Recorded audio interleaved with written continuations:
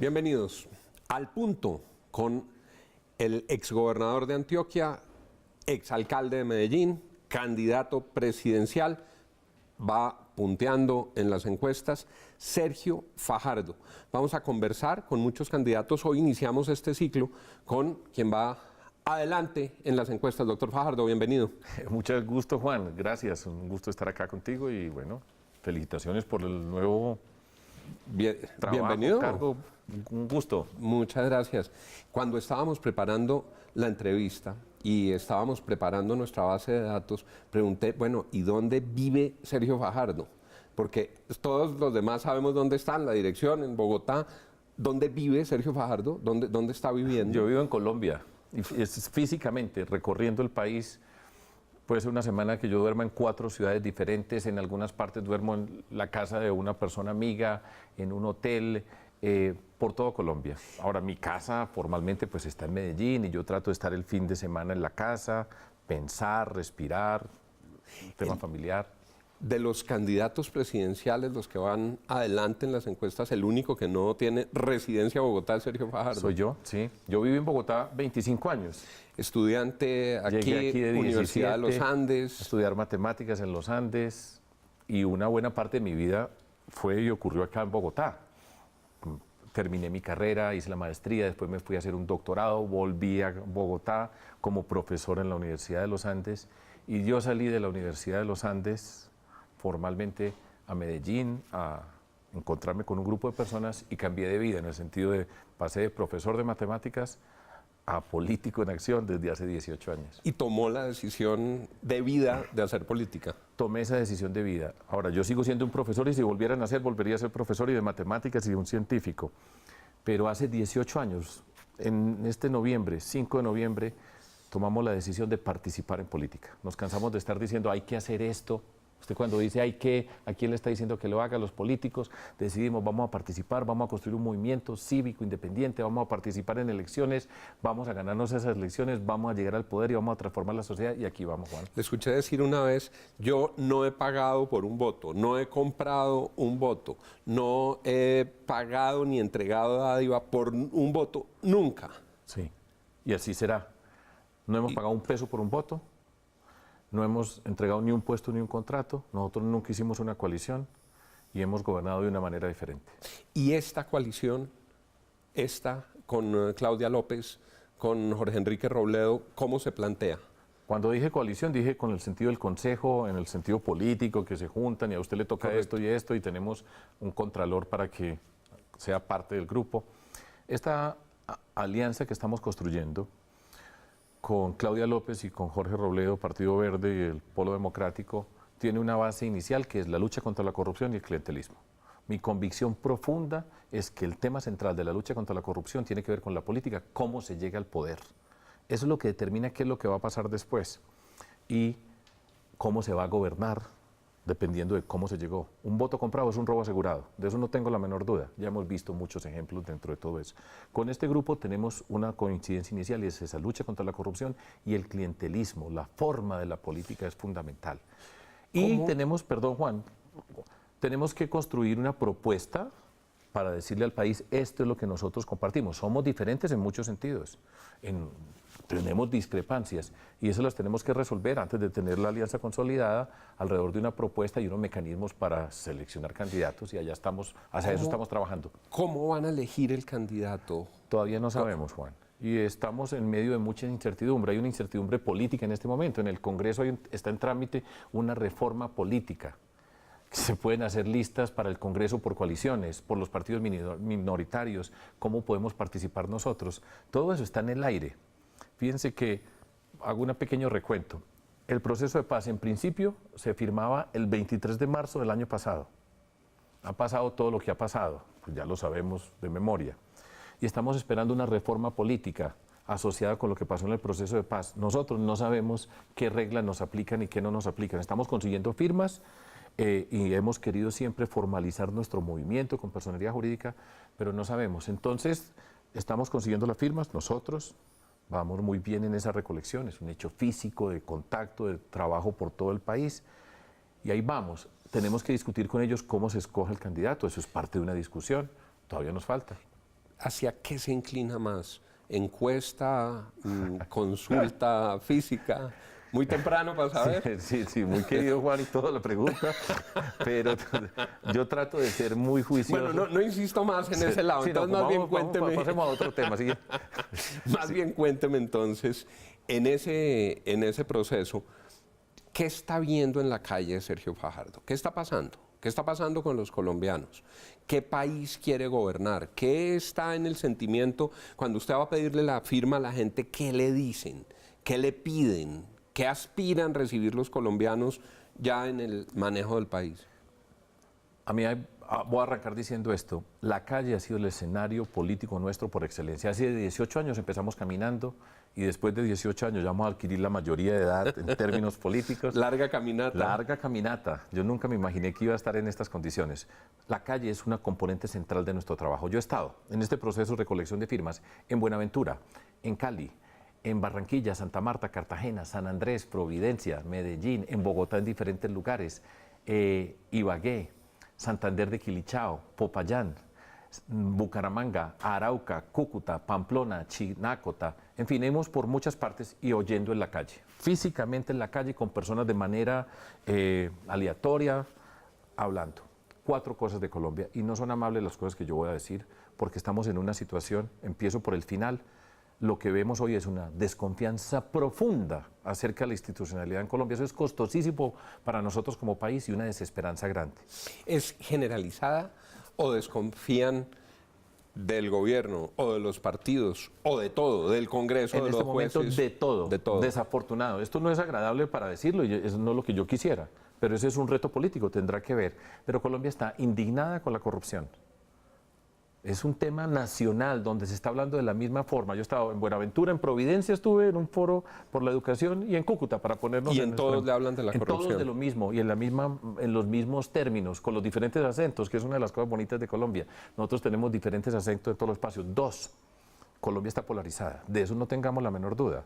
Santos, Uribe, sí, no, ahora por ejemplo se está buscando decir derecha, izquierda.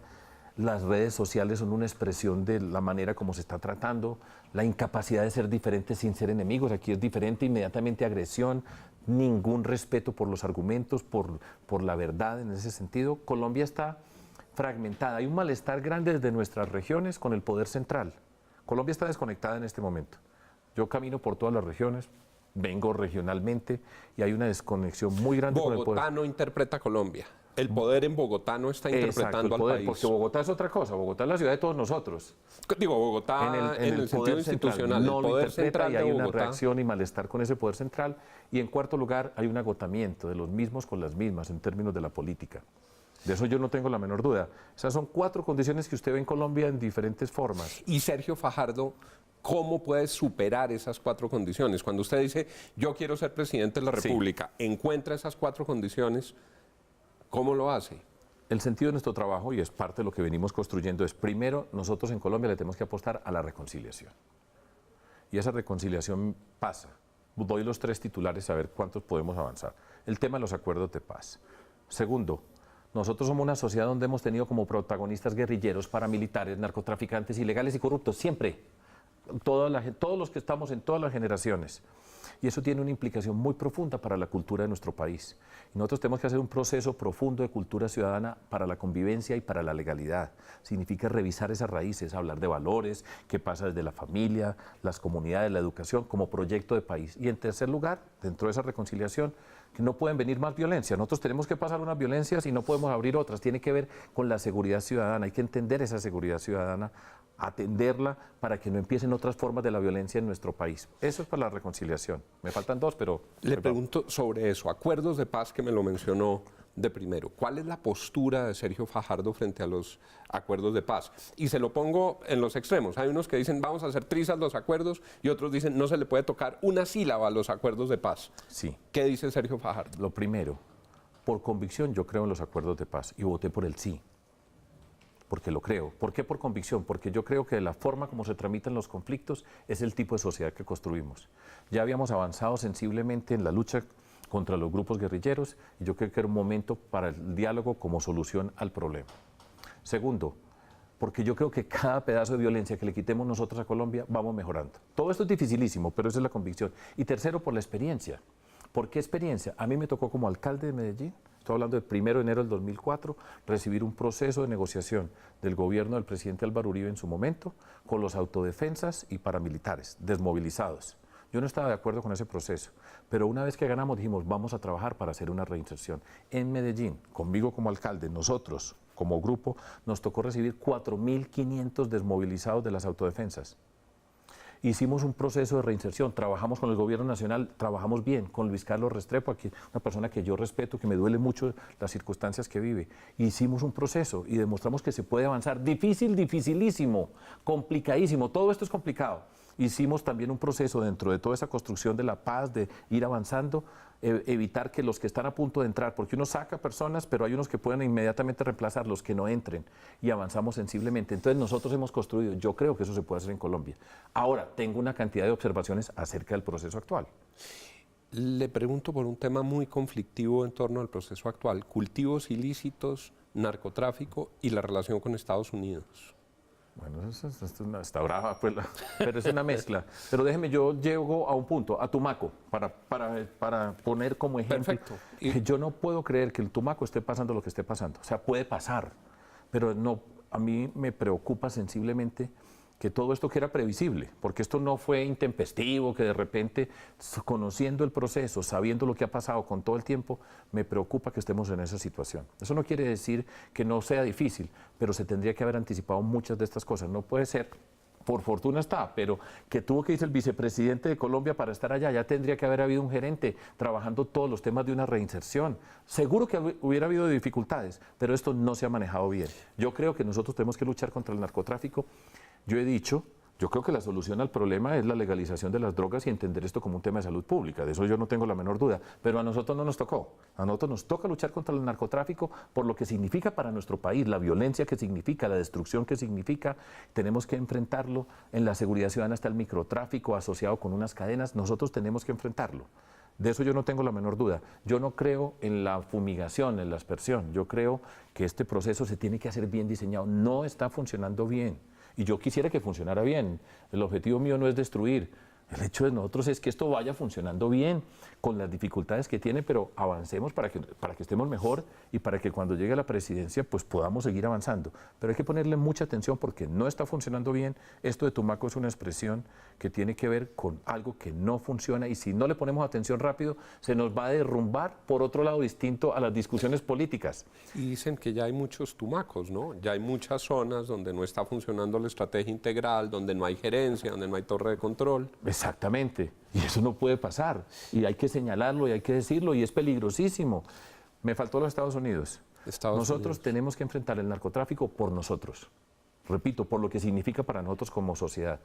Por supuesto que tenemos una relación con los Estados Unidos. Yo discrepo profundamente con el presidente de los Estados Unidos, su forma de entender el mundo, pero yo voy a gobernar y nosotros tenemos que luchar contra el narcotráfico por nosotros. Tenemos nosotros que empezar a entender el tema del consumo, que eso hace parte de lo que está pasando en Colombia. Es nuestra obligación con nosotros. Hemos avanzado, sin duda, en la lucha contra el narcotráfico, pero es una responsabilidad política. Seguro que tenemos que erradicar los cultivos, yo no tengo la menor duda, pero esto tiene que ser de hecho de otra manera y no nos está funcionando y me preocupa enormemente. Lo veo contento, lo veo entusiasmado. Aquí ya nos dicen los productores que se acabó el tiempo, lástima, pero ¿cómo van sus firmas? Vamos bien. ¿Cuántas tiene que conseguir? 400.000 válidas. Eso significa que tenemos que conseguir unas más. ¿Cuántas lleva? Alrededor de 500.000. O sea, ya pasó el... Sí, pero tenemos que tener un colchón. ¿Y hasta cuándo hay plazo? Hasta el 10 de diciembre, todavía tenemos tiempo. Para nosotros las firmas es un hecho político, en el sentido de decirle a alguien, firme por nosotros. Estamos adquiriendo una responsabilidad. Por supuesto, no significa que va a votar por mí, sino que tenemos la oportunidad de participar. Yo estoy contento, se pueden hacer las cosas, líos tenemos los que sea, pero aquí estamos para construir. Y se puede hacer en Colombia y yo creo que nosotros lo podemos hacer y me da gusto estar acá. Un gran gusto haber iniciado este ciclo con usted y estaremos llevándole el pulso muy cercanamente. Doctor Fajardo, muchas gracias. Gracias, Juan, siempre un gusto contigo. A ustedes, muchas gracias por habernos acompañado. Aquí estaremos mañana, 7:45, al punto.